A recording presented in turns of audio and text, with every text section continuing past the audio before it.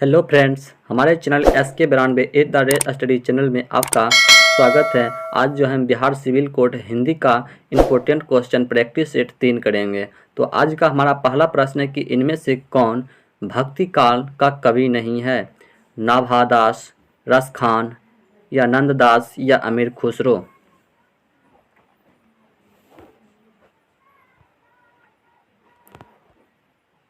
तो इसका सही आंसर हमारा ऑप्शन नंबर डी हो जाएगा, अमीर खुसरो।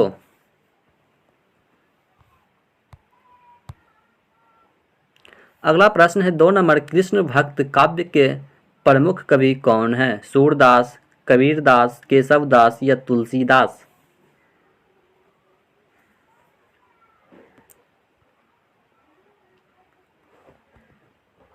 तो इसका सही आंसर हमारा ऑप्शन नंबर ए हो जाएगा, सूरदास।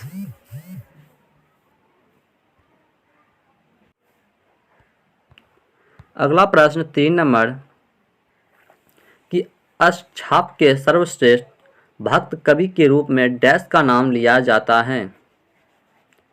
कुंभन दास, सूरदास, कृष्णदास या परमानंद दास।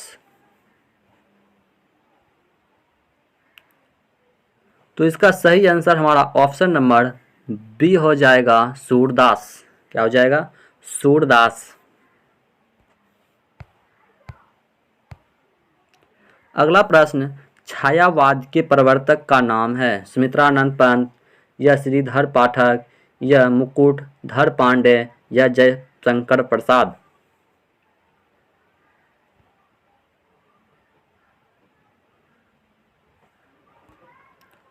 तो इसका सही आंसर हमारा ऑप्शन नंबर डी हो जाएगा, जयशंकर प्रसाद।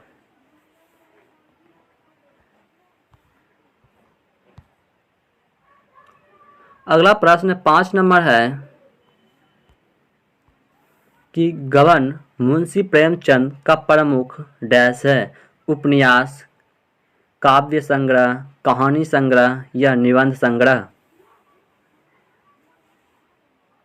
तो इसका सही आंसर ऑप्शन नंबर ए हो जाएगा, उपन्यास।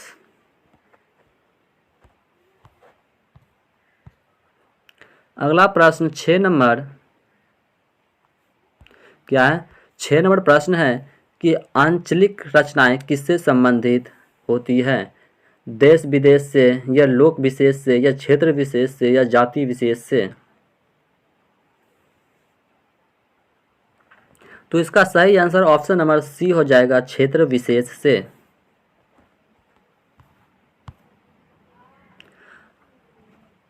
अगला प्रश्न बी नंबर है, बी 7 नंबर है कि कबीरदास हुए हैं रीति काल में, भक्ति काल में या वीरगाथा काल में या आधुनिक काल में। तो इसका सही आंसर ऑप्शन नंबर बी हो जाएगा, भक्ति काल में।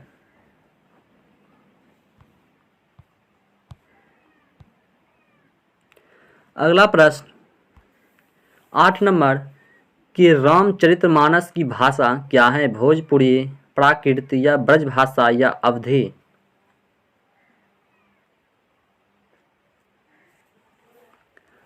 तो 8 का सही आंसर हमारा ऑप्शन नंबर डी हो जाएगा, अवधी।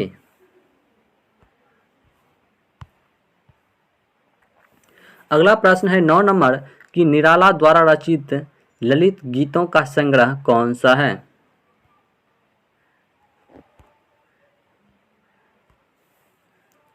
तो इसका सही आंसर ऑप्शन नंबर सी हो जाएगा, नरोद उपाध्याय। क्या हो जाएगा? नरोद उपाध्याय।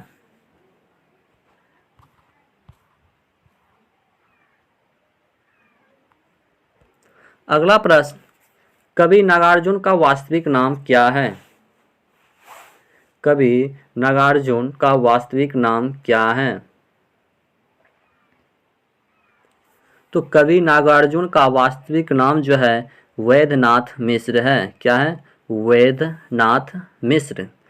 कवि नागार्जुन का वास्तविक नाम वैद्यनाथ मिश्र।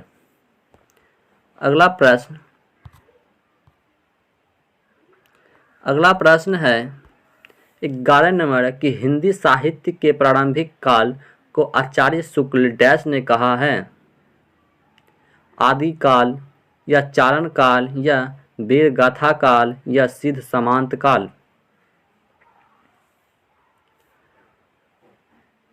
तो इसका सही आंसर ऑप्शन नंबर सी हो जाएगा। हिंदी साहित्य के प्रारंभिक काल को आचार्य शुक्ल ने वीर गाथा काल कहा है।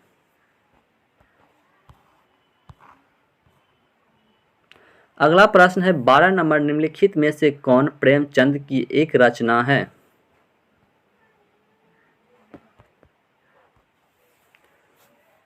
निम्नलिखित में से कौन प्रेमचंद की एक रचना है? तो प्रेमचंद की रचना जो है यह है पंच परमेश्वर। क्या है? पंच परमेश्वर। ऑप्शन नंबर ए हो जाएगा पंच परमेश्वर। प्रेमचंद की एक रचना क्या है? पंच परमेश्वर। अगला प्रश्न है 13 नंबर, कबीरदास की भाषा थी। कबीरदास की भाषा क्या थी? तो कबीरदास की जो भाषा थी वह थी सधुकड़ी। क्या थी? सधुकड़ी। Option number C. अगला प्रश्न 11 नंबर है। 11 नंबर प्रश्न है कि हिंदी गद्य का सर्वप्रथम युग है। हिंदी गद्य का सर्वप्रथम युग है। तो हिंदी गद्य का सर्वप्रथम युग जो है भरतेंदु युग है। क्या है? भरतेंदु युग। ऑप्शन नंबर ए हो जाएगा। हिंदी गद्य का सर्वप्रथम युग भरतेंदु युग है। अगला प्रश्न 15 नंबर। अगला प्रश्न 15 नंबर है कि हिंदी के सर्वप्रथम प्रकाशित पत्र का नाम है।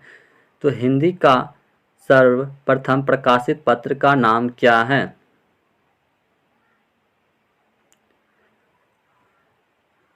तो हिंदी का सबसे पहला जो पत्र प्रकाशित हुआ था उसका नाम है, क्या नाम है? तो उसका नाम है उदंत मातृदंड। क्या नाम है? उदंत मातृदंड। Option number B. अगला प्रश्न 16 नंबर है। 16 नंबर प्रश्न है कि हिंदी साहित्य की प्रथम कहानी है। हिंदी साहित्य की प्रथम कहानी क्या है?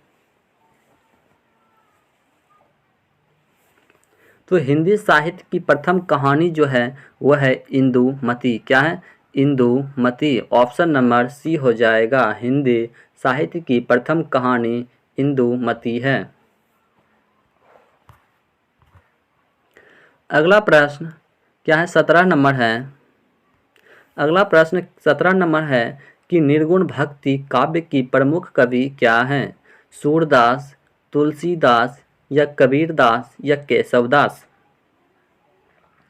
तो निर्गुण भक्ति का काव्य प्रमुख कवि जो है वह है क्या है? केशवदास। क्या है? केशवदास। ऑप्शन नंबर डी हो जाएगा सही आंसर।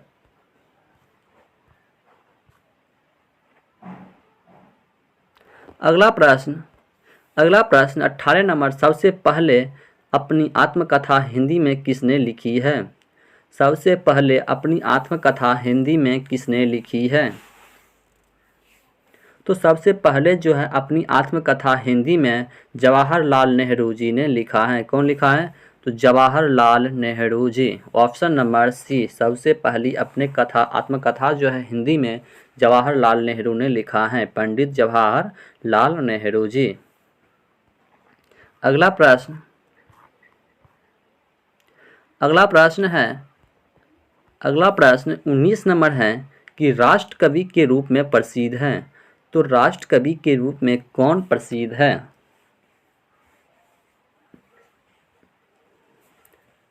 राष्ट्र कवि के रूप में कौन प्रसिद्ध है? तो राष्ट्र कवि के रूप में जो है मैथिली शरण गुप्त प्रसिद्ध हैं।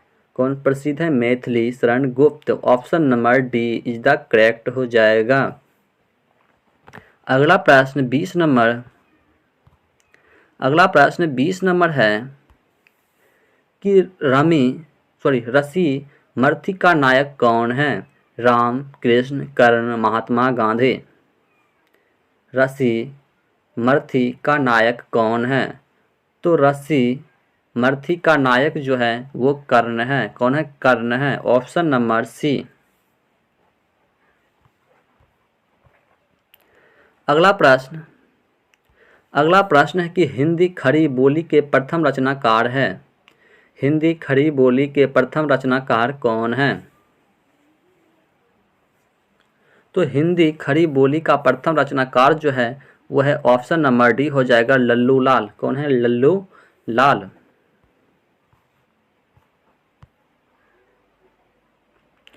अगला प्रश्न है 22 नंबर कि हरिवंश राय बचपन ने अपने इंग्लैंड प्रवास काल में कौन सी गीत संग्रह लिखा?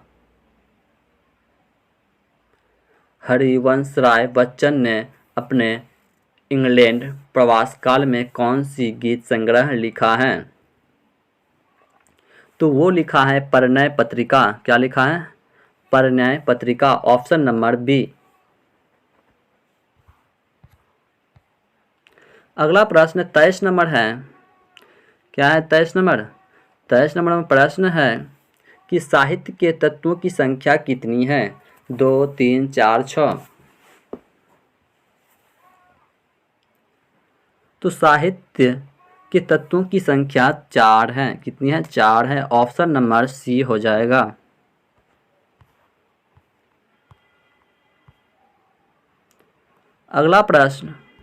अगला प्रश्न 24 नंबर की भारतीय काव्य शास्त्र में प्रबंध काव्य के कितने भेद बताए गए हैं? 2, 3, 4, 6।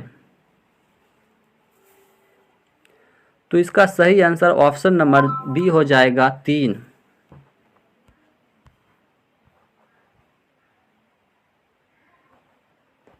अगला प्रश्न 25 नंबर, भूषण किस रस की कवि थे? रुद्र रस या करुण रस या वीर रस या श्रृंगार रस? तो भूषण जो है वीर रस की कवि थे। किस रस की कवि थे? तो वीर रस।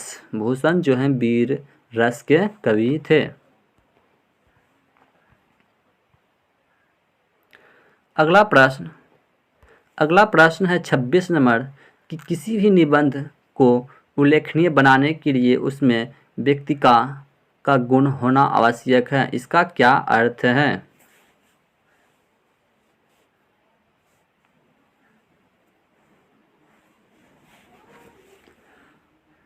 तो इसका जो है हमारा क्या हो जाएगा? तो इसका जो है हमारा सही आंसर ऑप्शन नंबर ए हो जाएगा। निबंध पर निबंधकार के व्यक्तित्व की स्पष्ट छाप होना। Option number A. अगला प्रश्न है 27 नंबर। क्या है? 27 नंबर प्रश्न है कि शकुंतला किसकी पुत्री थी? शकुंतला किसकी पुत्री थी? तो शकुंतला जो है विश्वामित्र की पुत्री थी। Option number B.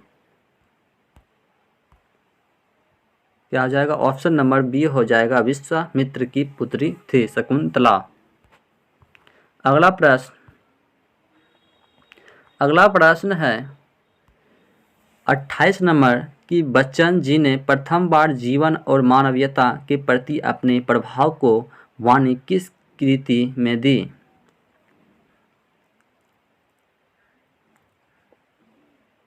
तो बच्चन जी जो है अपनी जीवन मानवता के प्रति अपने भाव को आरती और अंगारे कृति में दी है।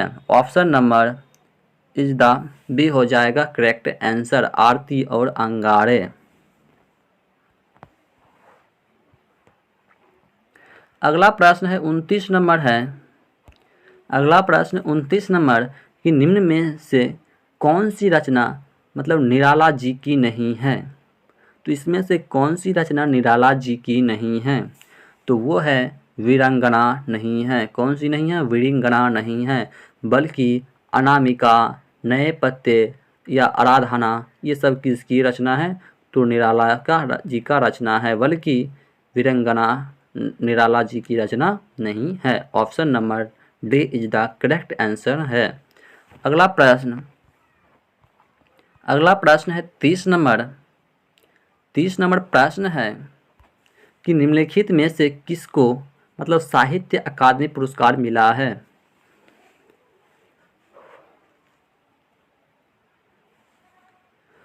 तो किसको साहित्य पुरस्कार मिला है, तो इसका जो है सही आंसर ऑप्शन नंबर बी हो जाएगा, नामवर सिंह को। किसको? नामवर सिंह को मतलब साहित्य अकादमी पुरस्कार मिला है, ऑप्शन नंबर बी। अगला प्रश्न है 31 नंबर कि चंपू किसे कहा जाता है। चंपू किसे कहा जाता है? तो चंपू जो है गद्य पद्य मिश्रित रचनाओं को कहा जाता है। चंपू गद्य पद्य मिश्रित रचनाओं को कहा जाता है, option number C is the correct. अगला प्रश्न है 32 नंबर है। 32 नंबर प्रश्न है कि निम्नलिखित में कौन से एक मतलब वांग्य लेखक हैं। तो हरिशंकर प्रसाद जी जो है क्या है, एक व्यंग्य लेखक है। कौन है? हरिशंकर प्रसाद एक क्या है, व्यंग्य लेखक हैं। अगला प्रश्न होगा 33 नंबर की प्रेमचंद ने किस उपन्यास को कृषक मतलब जीवन का महाकाव्य कहा है। प्रेमचंद के किस उपन्यास को कृषक जीवन का महाकाव्य कहा है। तो इसको गोदान को प्रेमचंद के उपन्यास को जीवन का महाकाव्य कहा है। ठीक। अगला प्रश्न है 34 नंबर प्रश्न है कि द्विवेदी युग के किस कवि को पद्म विभूषण सम्मान मतलब प्राप्त किया। तो इसका सही आंसर जो है हमारा ऑप्शन नंबर बी हो जाएगा, मैथिली शरण गुप्त। द्विवेदी युग के मैथिली शरण गुप्त कवि को पद्म विभूषण सम्मान प्राप्त मिला हुआ है। ठीक, option number B is the correct. अगला प्रश्न कि आपका बंटी रचना की प्रधान समस्या को उजागर करने वाला विकल्प को चुनें।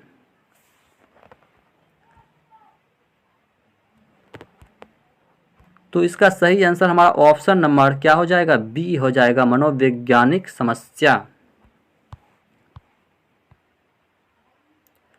अगला प्रश्न 36 नंबर होगा। 36 नंबर कवि नागार्जुन के अन्य किस नाम से साहित्य सर्जन किया।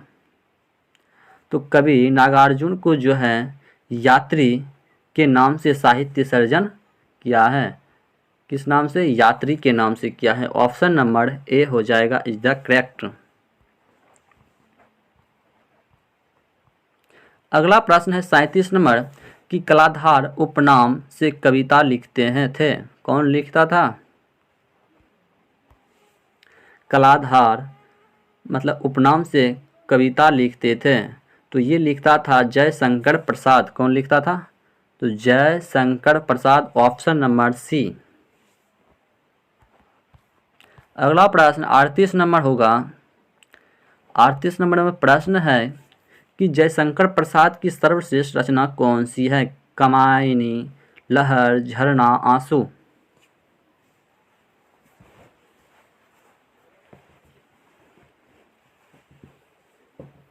तो इसका सही आंसर जो है हमारा ऑप्शन नंबर ए हो जाएगा, कामायनी। जयशंकर प्रसाद की सर्वश्रेष्ठ रचना जो है वो है कामायनी। अगला प्रश्न है कि बिहारी ने क्या लिखा है। पद, दोहा, चौपाई या कविता।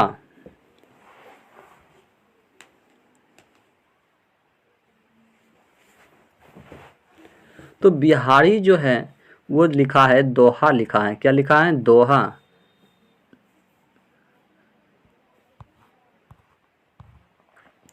अगला प्रश्न है कि कबीर किसके शिष्य थे। तुकाराम, चैतन्य या रामानंद या रामानुज।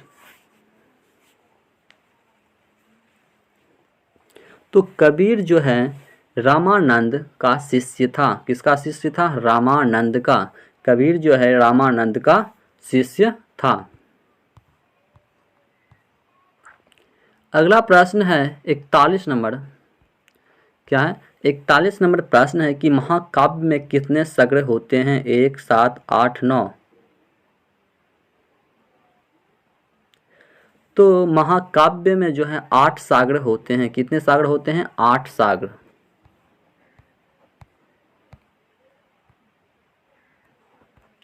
अगला प्रश्न 42 नंबर है कि हिंदी का आदि कवि किसे माना जाता है? हिंदी का आदि कवि किसे माना जाता है? तो हिंदी को में जो है आदि कवि जो है स्वयंभू को माना जाता है। किसे माना जाता है? स्वयंभू को। ऑप्शन नंबर सी हो जाएगा। हिंदी में आदि कवि किसे माना जाता है? तो स्वयंभू को। अगला प्रश्न है 43 नंबर प्रश्न है कि निम्नलिखित में किसी महाप्राण कहा गया है। किसे जो है महाप्राण कहा गया है? तो महाप्राण जो कहा गया है वो निराला को कहा गया। किसको कहा गया है? निराला को। Option number C is the correct. तो अगला प्रश्न है 44 नंबर कि रामचरितमानस में कितने कांड हैं? 4, 5, 7, 8।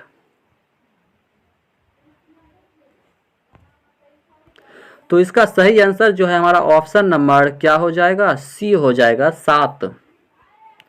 ठीक। अगला प्रश्न हिंदी के प्रथम मौलिक उपन्यासकार हैं। हिंदी के प्रथम मौलिक उपन्यासकार हैं। तो हिंदी का प्रथम मौलिक उपन्यासकार जो है वो है श्रीनिवास दास। कौन है? निवास दास। श्रीनिवास दास हिंदी के प्रथम मौलिक उपन्यासकार श्रीनिवास दास है। अगला प्रश्न 46 नंबर होगा। 46 नंबर प्रश्न है कि कृष्ण भक्ति शाखा के कवि हैं। कृष्ण भक्ति शाखा के कवि हैं। कृष्ण भक्ति शाखा के कवि हैं। तो कृष्ण भक्ति शाखा का कवि कौन है? तो छित स्वामी है। कौन है? छित स्वामी। कौन है? छित स्वामी। छित स्वामी कृष्ण भक्ति शाखा का कवि छित स्वामी जी हैं। अगला प्रश्न 47 नंबर है। अगला प्रश्न 47 नंबर कि पद्मावत महाकाव्य कौन सी भाषा में लिखा गया है? तो ये जो है अवधी भाषा में लिखा हुआ है। किस भाषा में लिखा गया है? अवधी भाषा में। पद्मावत महाकाव्य जो है अवधी भाषा में लिखा गया है। Option number is the B correct हो जाएगा। अगला प्रश्न है 48 नंबर प्रश्न है। 48 नंबर प्रश्न है कि गलत युग में कौन सा है? गलत युग में कौन सा है? तो इसमें गलत युग्म कौन है? तो बियन पत्रिका सूरदास ये क्या है? गलत युग्म है। Option number is the B is the correct. अगला प्रश्न 49 नंबर वेद कितने प्रकार के होते हैं? अगला प्रश्न है 49 नंबर कि वेद कितने प्रकार के होते हैं? 1, 2, 3, 4। तो वेद जो है हमेशा 8 प्रकार के होते हैं। वेद कितने प्रकार के होते हैं? तो वेद जो है 4 प्रकार के होते हैं। 8 नहीं 4। ऑप्शन नंबर डी हो जाएगा। 4 प्रकार के होते हैं। वेद जो है 4 प्रकार के होते हैं। Option number D is the correct हो जाएगा। अगला प्रश्न जो कि हमारा आज का लास्ट प्रश्न होने वाला है 50 नंबर। 50 नंबर प्रश्न है कि निम्न में से कौन सी पुस्तक महादेवी वर्मा द्वारा लिखित नहीं है? ऐसा कौन सा पुस्तक है जिसे महादेवी वर्मा जी नहीं लिखा हुआ है? तो महादेवी वर्मा जो है उर्वशी, कौन सी पुस्तक? उर्वशी नहीं लिखा है, बल्कि स्मृति की रेखाएं, यामा, पथ के साथी, ये सभी पुस्तक महादेवी वर्मा जी का लिखा हुआ है। ये 3 पुस्तक महादेवी वर्मा जी का लिखा हुआ है, बल्कि उर्वशी पुस्तक नहीं लिखा हुआ है। तो इसी तरह का हमारा वीडियो देखने के लिए हमारे चैनल को लाइक एंड सब्सक्राइब जरूर कर ले। यदि आप पिछले वीडियो को देखना चाहते हैं तो हमारे डिस्क्रिप्शन में टेलीग्राम का लिंक दिया गया है, उससे ज़रूर जुड़ जाएं मिलते हैं अगले वीडियो में, तब तक के लिए जय हिंद, जय भारत।